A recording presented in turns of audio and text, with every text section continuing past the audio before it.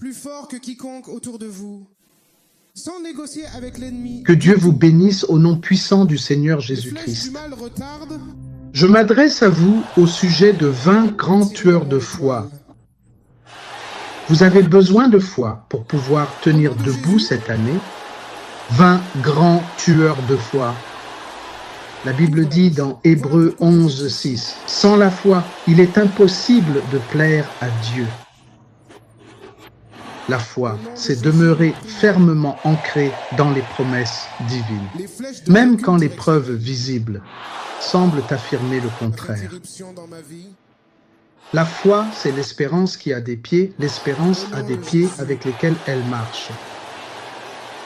La foi est ce pont entre ta douleur actuelle et ton miracle à venir. Faux. C'est refuser d'abandonner ton lendemain à la peur d'aujourd'hui. Sans la foi, il est impossible de plaire à Dieu. Sans la foi, il est impossible de plaire à Dieu. La foi, c'est obéir quand l'instruction n'a aucun sens. La foi, c'est tenir bon quand lâcher prise semble plus facile. Il serait peut-être plus facile de simplement oublier. La foi est le langage du cœur que tout le monde comprend. La foi sait faire confiance à Dieu, même lorsque son emploi du temps perturbe le tien. En effet, sans la foi véritable, il est absolument impossible de plaire à Dieu. Car sans la foi, il est impossible de lui être agréable.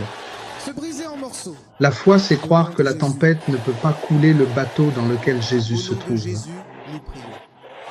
La foi véritable, c'est avoir le courage de dire que tout va bien, avec certitude, alors que dans la réalité visible, rien ne semble aller du tout. Sans cette foi profonde, il est absolument impossible de s'en sortir. Et comme le disent les Écritures, sans cette confiance totale, il est tout à fait impossible de plaire à Dieu de manière authentique. La foi, c'est refuser de laisser les circonstances définir ton Dieu. La foi, c'est ce calme qui vient de savoir que celui qui tient l'avenir entre ses mains. La foi, c'est agir comme si Dieu te disait la vérité. Et il est important que tu comprennes cela très bien. C'est donc une tragédie lorsque quelque chose tue cette foi. C'est donc une tragédie lorsque quelque chose enterre cette foi. La foi, c'est l'endurance dans l'heure sombre jusqu'à ce que la lumière revienne. La foi, bien-aimée, c'est le courage de sourire dans la vallée. Au nom de Jésus, nous prions. La foi, c'est voir les empreintes de Dieu, même sur les choses que le diable avait destinées au mal. Joseph a dit, « Vous aviez voulu me faire du mal, mais Dieu l'a voulu pour mon bien. » La foi, c'est cette victoire qui triomphe du monde. C'est une affaire très très sérieuse. Sans la foi, il est impossible de plaire à Dieu. La foi n'empêche pas la tempête, bien-aimée, mais elle te préserve à travers elle. La Bible dit, quand tu passeras par les eaux, quand tu passeras par le feu, il n'a pas dit si tu y passeras. La foi se renforce dans l'épreuve, pas dans le confort. La foi se concentre sur les promesses de Dieu, pas sur le processus. Au nom de Jésus, nous prions. La foi ne supprime peut-être pas la douleur, mais elle rachète de la douleur. C'est quelque chose que nous devons comprendre au fil de cette année. Sans la foi, il est impossible de plaire à Dieu. Bien-aimé, la foi n'annule pas la réalité, mais elle introduit une réalité supérieure. La foi n'ignore pas les larmes, mais elle trouve un sens à ces larmes. Il se passe encore quelque chose là-bas. La foi transforme les salles d'attente en lieux d'adoration du Tout-Puissant. Je prie pour que tout agenda de cette foi qui tue ta vie soit détruit. Soit détruit au nom de Jésus. Je prie que la main du Dieu d'Élie t'enveloppe, te couvre et t'entoure cette année, au nom puissant de Jésus. Sans la foi, il est impossible de plaire à Dieu. Sans la foi, il est impossible de plaire à Dieu. La foi n'est pas émue par ce qu'elle voit. Elle est guidée par ce que Dieu dit et ce qu'il a dit.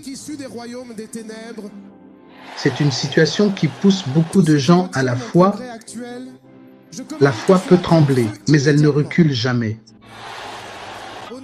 La foi transforme chaque non de l'homme en une opportunité pour le oui de Dieu.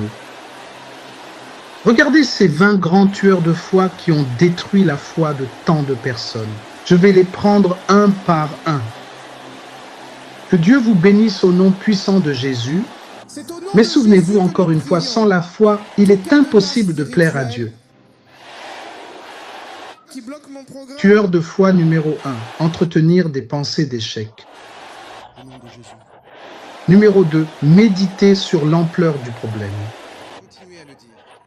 Tueur de foi numéro 3, se concentrer sur la difficulté au lieu de la solution.